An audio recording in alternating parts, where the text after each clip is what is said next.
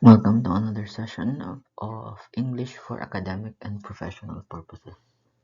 It's important to remember that we are going to follow this class flow, and this will be the last video lesson in AUP. So we will cover the main competencies from competency 8 to 17 in preparation for practical research 1 and 2. Then a sit work. Okay, for our review question, differentiate, define from explicate. Okay, our word of the day is teleological. It refers to the nature of something. The research is teleologically qualitative.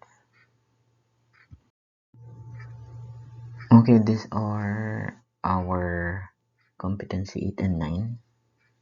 So we will explain this in a research concept or in the context of research. So in research, specifically for PR1, there is a process called title defense. Usually, we will be using PowerPoint to present your visuals or graphic aids, and usually it entails working on what we call working titles. For example, yung nagmamasteral ako or a doctorate. So, ito yung working title ko. Yung nasa left side, integrating collaborative and interdisciplinary approach in enriching the STEM curriculum. Then, yung mga visual or graphic aids, kailangan magaling na rin kayong gumawa or marunong. Don't worry, meron naman kayong subject na empowering technology para matutunan nyo yung pagpe-present ng visual aids. Okay, for competency 9, meron tayong tinatawag sa chapter 2 na review of literature, and it has a part called related studies. So in my doctorate study, enriching the school-based STEM curriculum through collaborative and interdisciplinary approach. So ito yung isang example nung related study dito. So di ba nabanggit dyan yung STEM curriculum na or yung curriculum mismo. So yung gawa ni Wingards, Mage and Marks ng 2018.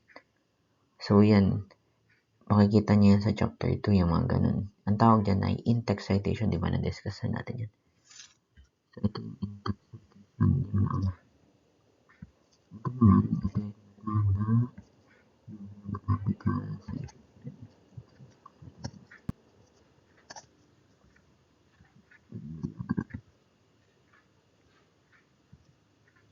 Graphical citation. Yung nasa taas ay in-text citation. So yan, naka-APA format na yan. APA for American Psychological Association. Let's now have competency 10 and 11. For competency 10, defense a stand on an issue by presenting reasonable arguments supported by properly cited factual evidences. So, some research. Tinatawag na chapter 4, findings and results. A researcher should defend his or her findings by connecting it to chapter 2 or the review of literature. Things the researcher have read or covered. So, for example, ito na sa chapter 4. Kasi ito ay resulta ng interview. So, according to that interview, both students and teachers stated that the senior high school STEM strand is focused on math and science and serves as preparation for college. So the quote about STEM being focused in math and science is supported by the following responses. So ito yung sa findings and results. So ito yung mga sinabi. Yung STEM, ang experience ko po, malaking tulong po siya sa akin kasi po yung feeling ko po na nasa STEM strand ay about sa mathematics and science. So iko-connect mo yun sa nabasa mo sa chapter 2. So, yung may in-text citation ka. So, ito yung kay Home 2014, Barker, Nugget, and Kranjanet 2014, Homeland, Lasik, and Slavic 2018, and Midrock 2019. So, align yung mga sinabi na dun sa mga authors na to. So, factual yan kasi kasama yan dapat sa iyong chapter 2. So, syempre, yung malalaman mo, kailangan i-connect mo dun sa nabasa mo na. So, that's what we mean by the 10th competency. So, yun. Okay, let's now have the 11th competency. Writes various kinds of position papers. So, natin yan. Position papel. Ang part na para kang nagsusulat ng position paper ay abstract. It is written after finishing chapters 1 to 5. So, pagkatapos mo matapos ang chapters 1 to 5. It contains a position of the researcher regarding a certain topic. The important parts include the title, the author, and advisor, and also the keywords. So, ito yung sa aking page. Dissertation. So, ito yung aking sinulat sa abstract. So, isa siyang klase ng position paper. Okay, let's now have competency 12 and 13. For number 12, determines objectives and structures of various kinds of reports. And 13, designs, tests, and revises survey questionnaires or interviews.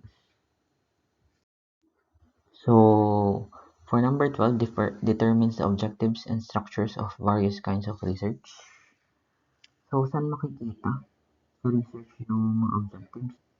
So, ito yun ay makikita sa chapter 1. Sa part na tinatawag na objectives of the study. So, ginawa kong research yun ako ng mga objectives of the study. While yung structure, yung pinaka-pagkakasunod-sunod naman ng research, makikita naman sa table of contents. So, ito yung ganito ang itsura ng table of contents. Okay, let's now have number 13, competency 13, still in the context of research. Designs, test, and revises survey questionnaire. So, syempre, pag part ng revising, kailangan kausap mo na yung teacher mo sa research. At kapag nagsusulat ka, kailangan tandaan, pag quantitative research, pang grade 12 to, ang gagawin mo ay ganito. Survey questionnaire. Usually, gumagamit siya ng tinatawag na Likert scale. So, ang halimbawa nito ay yung 4-point Likert scale. Bakit siya naging 4-point Likert scale? Kasi gumagamit siya ng numbers from 1 to 4. And for every number, may ibig sabihin siya or verbal description. For example, ang 4 ay always or strongly agree. Ang 3 ay often or agree.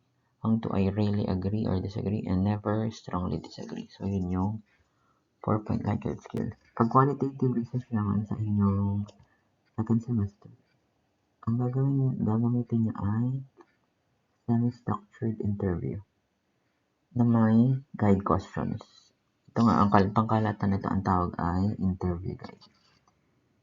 So, ito yung gagamitin mo for you to be able to interview persons. For example, mga estudyante na may kinalaman sa iyong research. So, magkakaugnay yung competency 14 to 16. So, syempre, magkakonda ka ng survey and observations or experiments. Pero hindi naman tayo most on the experiments kasi yun ay pang STEM. Pag UMS ay usually surveys and observations. Magtatali ka. Then gathers information from surveys, experiments, or observations. And lastly, summarizes findings and executes the report through narrative and visual graphic forms. So, lahat yun itong gagawin mo. So, yung methods of conducting surveys ay nakikita sa methodology. The results are collected in chapter 4 called the findings and reports. So, pag quantitative na findings and results ng quantitative literature, ito yung resulta ng mga survey questionnaire. So, pag nagpapangalan ka ng table, lagi siyang nasa taas. Usage level of different formative assessments during instruction. Meron rin siya pag qualitative naman, usually in the form of figures. So, for example, after mong mag-interview, yung responses gagawin mo parang ganito. Para siyang naka-graphic organizer na. Naka-concept map, kumbaga. So, after ko mag-interview, kinonekta ko yung strengths and challenges ng STEM curriculum. So, yun yung 14, 15, 16, tingnan nyo yun. So, ito ay nasa left side ay pang quantitative. Ang nasa right side ay pang qualitative research. Okay, for the last part of our discussion in the context of research, writes various reports. The whole research paper, yung buong gagawin nyo sa second semester, is a combination of different types of reports. For example, pag position paper, usually nandun yun. Example na ng abstract of research. Yung abstract, ginagawa siya after mo masulat ang chapters 1 to 5. Tapos, yung example naman ng balance review or critic paper na ginawa na rin natin sa klase.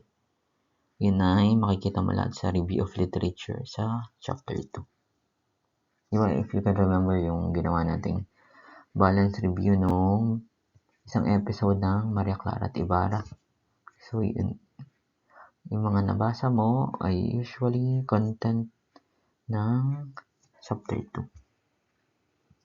Okay, for the last part of this lesson, for ALS and only for grade 12 na may additional subjects na binabalikan, katulad ng AYAP, this is your set work activity. In the context of research, create or submit a resume or curriculum vitae following the format to be uploaded in your group chat. At doon po nagtatapos ang ating lessons in AYAP. So, see you in our next subjects. Ito na nga yung Practical Research 1. Basta laging tandaan, sa PIQ'S TV, panalo ang natuto. See you in the second semester.